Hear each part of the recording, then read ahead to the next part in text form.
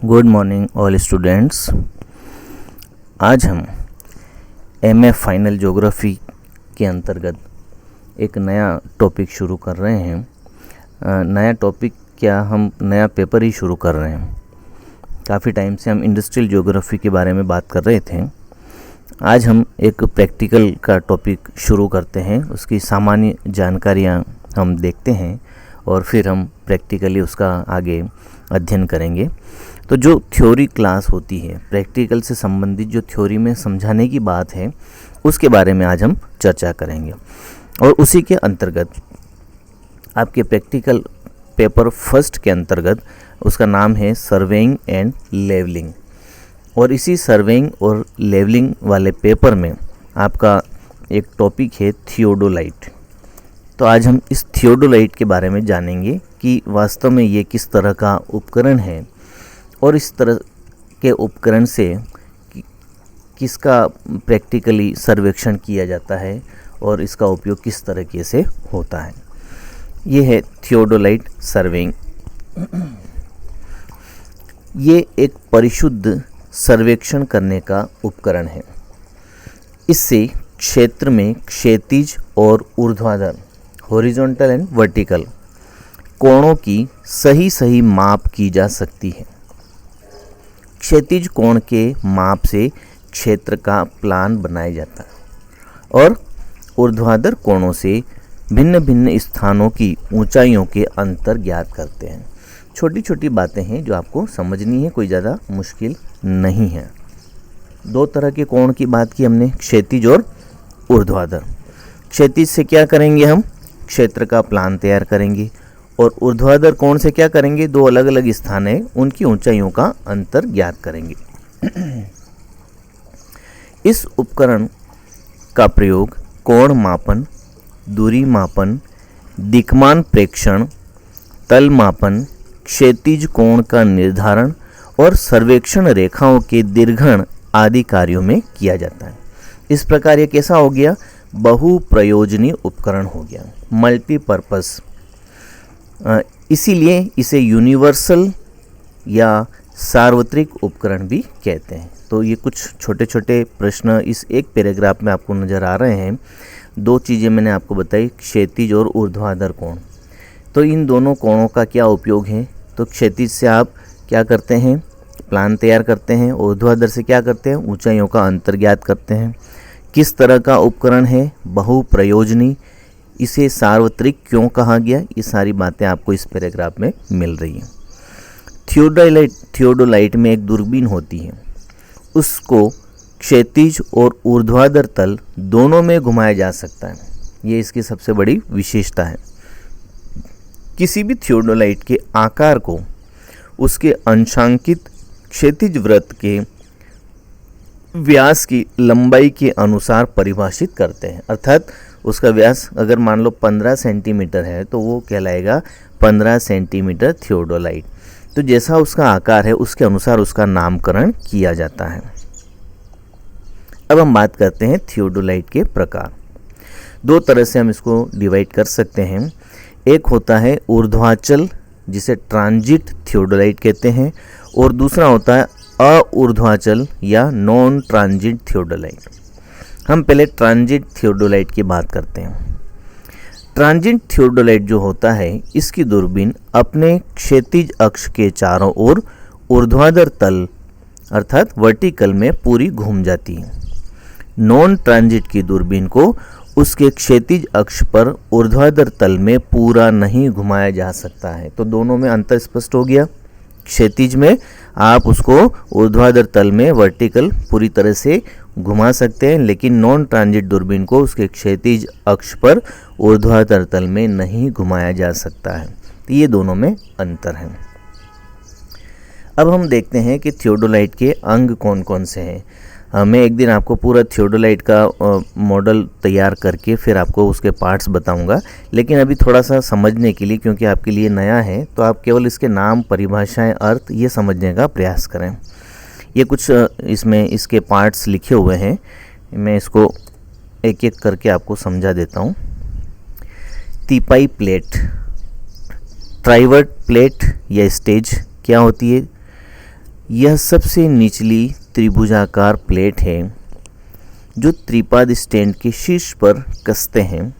इसके मध्य में एक गोल छिद्र होता है जिससे साहुल पिंड को लटका कर केंद्रण करते हैं। यह आपने प्लेन टेबल सर्वेक्षण भी किया था, उसमें भी एक गोल त्रिपाद की एक प्लेट लगी होती है जिसे ट्राइवेट प्लेट कहते हैं, और उसी को त्रिपाद स्टैंड के शीर्ष पर कस दिया जाता है और फिर लेवलिंग करने के लिए, सेंटरिंग करने के लिए उस गोल छिद्र में से साहुल को लटका कर उसका केंद्रण करते हैं। केंद्रण की प्रक्रिया हमने थर्ड ईयर में भी सीखी थी। दूसरी प्लेट होती है त्रिशाखी प्लेट। ये क्या होती है? समतलन पेचों के ऊपर होती है, जो लेवलिंग पेच होते हैं उनके ऊपर ये स्थित होती है, और ये क्या करती है? थियोडोलाइट को आधार प्रदान करती है। इसका दूसरा नाम है ऊपरी समानांतर प्लेट। आपको एक एक पार्ट्स की विशेषताओं के बारे में समझना है, उनके बारे में जानकारी प्राप्त करनी है। समतलन प्लेट, ये जो दोनों प्लेटें हमने देखी थी, इन दोनों प्लेटों के बीच में समतलन पेच होते हैं जिससे थियोडोलाइट को समतल किया जाता है। इसके बाद होती है केंद्रण प्लेट। ये त्रिशाखी प्लेट के ऊपर स्थित होती है जिसमें एक हुक लगा होता है और उसी हुक में साहुल की डोरी को बांधा जाता है। केंद्रण प्लेट के छल्ले को ढीला करके उपकरण का केंद्रण कर लेते हैं। आपने केंद्रण, समतलन ये प्लेन टेबल में और प्रिज्मेटिक कंपास में किया होगा। यहाँ थोड़ा सा डिफरेंस है, लेकिन प्रक्रिया वो की वही होती है। तो हम समझेंगे प्रैक्टिकल करके, केवल अभी हम इसका थ्योरी मैटर समझ रहे हैं। स्पिंडल्स या तकुए उपकरण में एक दूसरे के भीतर दो शंकु आकार के तकुए होते हैं। जो आंतरिक होता है वो ऊपरी प्लेट से, और जो बाह्य तकुआ है वो निचली क्षैतिज प्लेट से जुड़ा होता है, संबंधित होता है। निचली क्षैतिज प्लेट, जिसे हम स्केल प्लेट भी कहते हैं, जो मैं आपको समझाना चाह रहा हूँ, जिसको सीधे सीधे क्वेश्चन बन सकते हैं परीक्षाओं में, प्रतियोगी परीक्षाओं में, और जब आप सर्वे करेंगे उस समय भी आपको कुछ चीज़ें ध्यान में रखनी है। तो स्केल प्लेट क्या होती है, किसे कहते हैं? निचली क्षैतिज प्लेट को ही स्केल प्लेट कहते हैं। क्यों कहते हैं? क्योंकि इस पर मुख्य मापनी अंकित होती है, इसीलिए इसको स्केल प्लेट कहते हैं। इस पर घड़ी की सुई की दिशा में 0 डिग्री से 360 डिग्री तक के चिन्ह बने होते हैं। ठीक है। उत्तम प्रकार के उपकरण की प्लेट पर 10 मिनट के चिन्ह बने होते हैं। छोटे उपकरण पर 30 या 20 मिनट के उपविभाग होते हैं। नेक्स्ट, ऊपरी क्षैतिज प्लेट, इसे हम वर्नियर प्लेट कहते हैं। तो ये दो प्लेटों का आप अंतर समझ लीजिए। निचली क्षैतिज प्लेट क्या होती है? स्केल प्लेट, जिस पर मुख्य मापनी अंकित होती है और 0 से 360 डिग्री तक के चिन्ह होते हैं। ऊपरी क्षैतिज प्लेट को हम वर्नियर प्लेट भी कहते हैं। इस प्लेट का बाहरी किनारा निचली प्लेट के आंतरिक किनारे से सटा होता है। ऊपरी प्लेट पर एक दूसरे से 180 डिग्री की दूरी पर, कितने दूरी पर? 180 डिग्री पर ए और बी दो वर्नियर मापनियाँ अंकित होती हैं। ए वर्नियर मापनी और बी वर्नियर मापनी, इसीलिए इसको वर्नियर मापनी या वर्नियर प्लेट के नाम से जाना जाता है। ठीक है। अब देखिए आप बॉडी क्लैंप, ये बहुत इंपॉर्टेंट पार्ट है। ये निचली प्लेट के घूर्णन को नियंत्रित करता है। निचली प्लेट को स्थिर करने हेतु इसे टाइट कर दिया जाता है। प्रैक्टिकली मैं बताऊंगा, अभी केवल आप इस बात को समझने का प्रयास करें। बॉडी टेंजेंट पेच, ये क्या होता है? इसे सूक्ष्म गति बॉडी पेच भी कहते हैं। निचली प्लेट को धीरे धीरे घुमाने हेतु इसका उपयोग होता है। इसे प्रयोग करने से पहले बॉडी क्लैंप को पूरी तरह टाइट करना जरूरी है। अगर बॉडी क्लैंप, जो अभी हमने पहले बात की थी, उसे अगर हमने ढीला छोड़ दिया तो ये बॉडी टेंजेंट पेच काम नहीं करेगा। इसलिए इसको प्रयोग करने के लिए हमें बॉडी क्लैंप को पूरी तरह से टाइट करना होगा। कैसे होता है ये मैं आपको प्रैक्टिकली बताऊंगा। वर्नियर क्लैंप, यह ऊपरी क्षैतिज प्लेट या वर्नियर प्लेट के घूर्णन को नियंत्रित करता है। जिस तरह से बॉडी क्लैंप नियंत्रित करता है, इसी तरह से वर्नियर क्लैंप। और वर्नियर टेंजेंट पेच, जिस तरह से बॉडी टेंजेंट पेच था, उसी तरह से वर्नियर टेंजेंट पेच जो ऊपरी प्लेट को मंद गति से घुमाने के काम में आता है। इसे सूक्ष्म गति वर्नियर पेच कहते हैं और इसके प्रयोग से पूर्व वर्नियर क्लैम को टाइट करना जरूरी है। तो ये दोनों पेच एक दूसरे से संबंधित हैं। स्पीड लेवल के बारे में आप जानते ही हैं। इसमें थियोडोलाइट उपकरण में 2 स्पीड लेवल होते हैं, एक स्केल और वर्नियर प्लेटों के बॉक्स पर और दूसरा ऊर्ध्वाधर वृत्त के बॉक्स के किनारे पर होता है।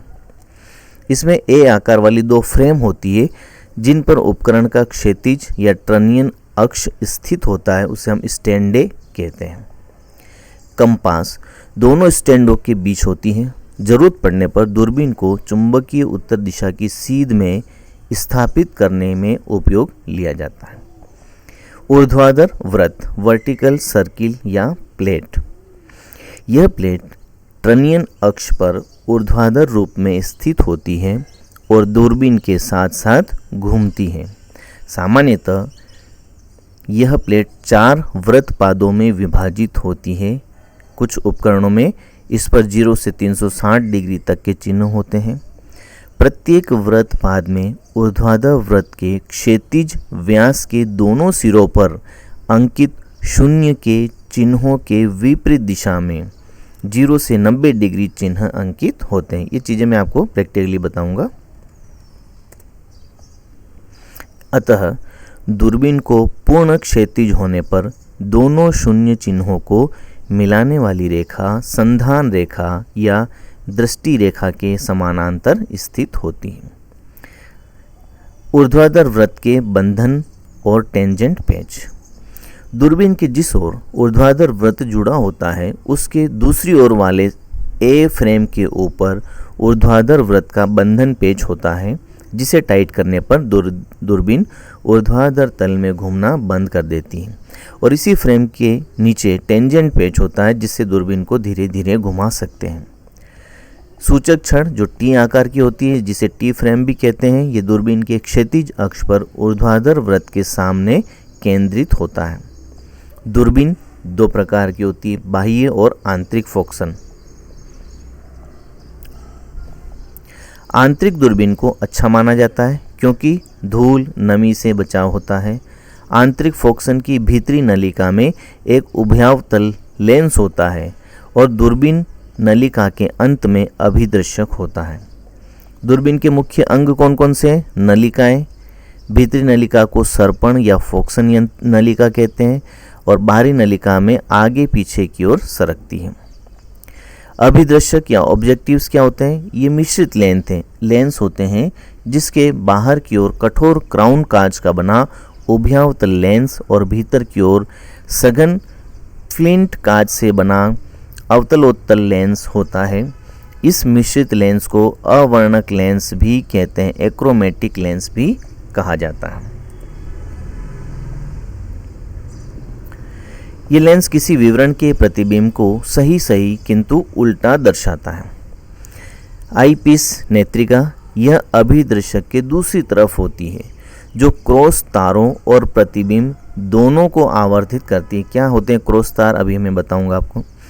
प्रायः उल्टाकारी या प्रतिलोमी नेत्रिका का प्रयोग किया जाता है। आकार के समतल उत्तल लेंस को जोड़कर बनाई जाती है। डायफ्राम क्या होता है? नेत्रिका पर आँख से देखने पर दूरबीन में क्रॉस तार दिखाई देते हैं, जिन्हें हम डायफ्राम कहते हैं। आप इसमें डायग्राम देख सकते हैं, लगभग इस तरह का होता है। क्षैतिज कोण मापन करते समय इस प्रतिरूप के ऊर्ध्वाधर तार की सीध में एवं ऊर्ध्वाधर कोण मापन हेतु क्षैतिज तार की सीध में लक्ष्य किया जाता है।